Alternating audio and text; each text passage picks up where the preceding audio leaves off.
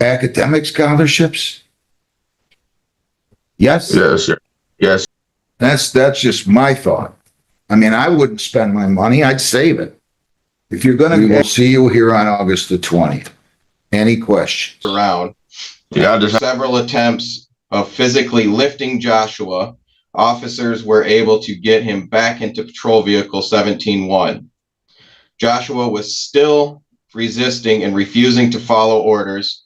Corporal Denson advised him that he was going to get sprayed with OC. Joshua stopped actively resisting and got into the vehicle. Based on your sworn testimony, I find the crime resisted obstructing officer was committed. There's probable cause to believe the crime was committed by the defendant. I'm going to authorize the issuance of the summons. You filed the complaint in the summons, and I'll authorize it, and I'll ask you to bring them out. All right, Your Honor. When I do bring him out, he has been very disruptive. So just to pre-warn you. Okay, thank you.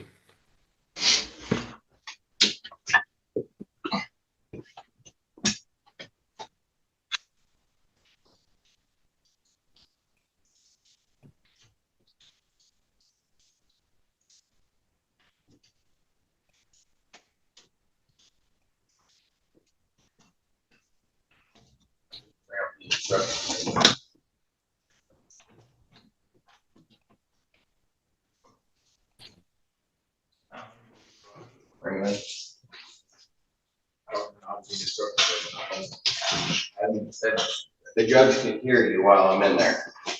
I've been sleeping all day. He can hear you yelling. wait. See, Your name, sir? Joshua Young.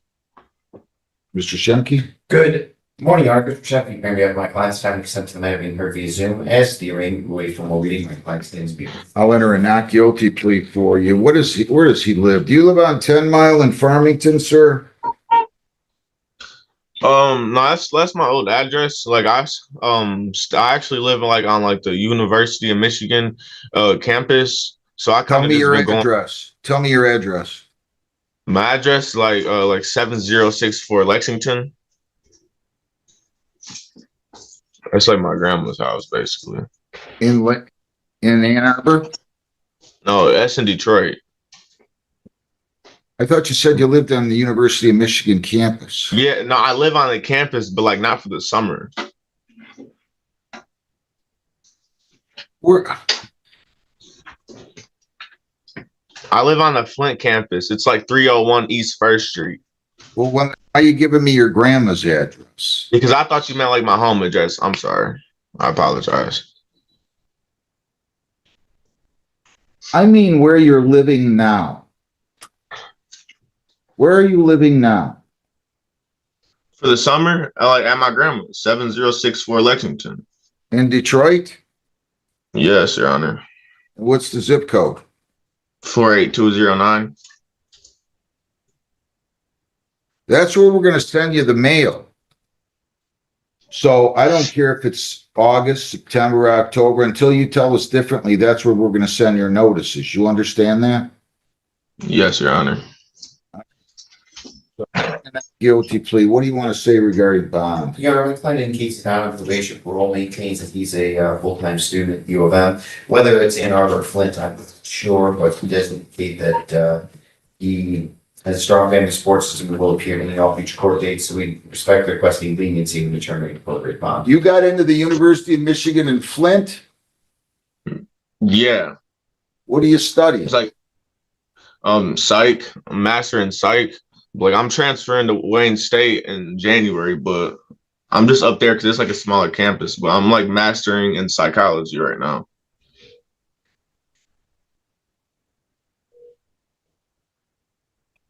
How many years have you gone to University of Michigan at Flint? Well, I started last January, so like February, March, April, May. Probably like not a full year. I graduated high school when I was 17, so.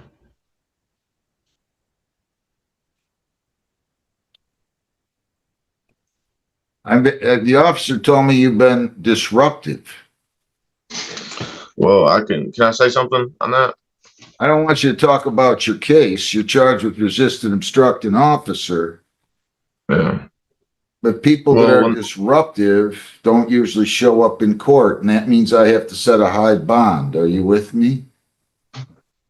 yeah, but I'm an independent college student, to be honest. It's kind of like hard for me right now, to be honest. Like, and when I came in here and they put me in the cell, I was disruptive because they threw me on the bed where my food was, and I haven't ate all day and stuff like that. And like when they grabbed me off the stairs before I could even make it to the ground, mind you, I'm barely 100 pounds. Before I even fully made it to the ground, they literally started snatching me up, saying, "Stop resisting, stop resisting." Like I was the first time he asked me, like. Stop. I ain't trying to. I can't really afford a whole lot. I'm an independent student. Like I don't. Well, you might be an independent student, but you might as well save your money if you're going to act like I just sensed that you acted based on his sworn testimony. I mean, why in the world would somebody spend 130 or 40 or $50,000 getting a degree if they're not going to be able to get hired to salt the fries at the local fast food restaurant because they've had run-ins and acting like an idiot? That's just my thought. I mean, I wouldn't spend my money. I'd save it. If you're going to act like that, Mr. Just do Young, scholarships scholarships for what? for school. I didn't pay. I got scholarships. I didn't have to come out of pocket. I don't have a family. I didn't have to pay. I got How'd you scholarships. listen. Academic scholarships? Yes? Yes, Your Honor. Oh, you Yes. valedictorian of your class or something? Well, I graduated with like a 3.8. So like, And you went where? well, I went to Etzel Ford, and then my last year I did at East English Village. Look.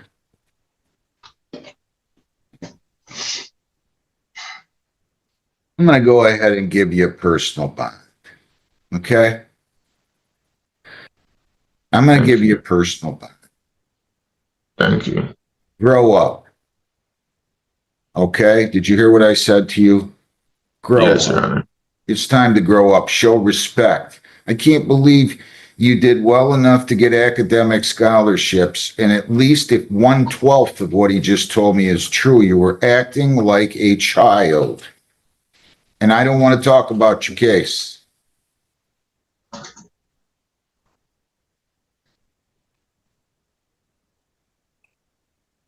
Now look, I'm going to be fair with you. Do not make this worse than it is by not showing up. Did you understand what I said to you? Yes, Your Honor. Do you understand what I'm telling you? Yes, Your Honor. $2,500 personal bond. You cannot leave the state without the consent of the court or violate any law. You must appear in court as directed. When are we going to give him Flat Rock again, Heather? Is it going to do August the 20th at 9:45? August the 20th at 9:45. Okay? Yeah. We understand one another?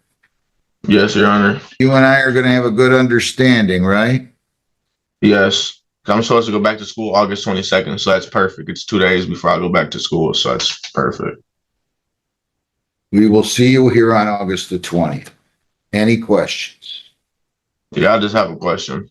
You cannot leave the state, by the way, without the consent of the court. You must appear in court as directed, and you cannot violate a law. Do you understand all that?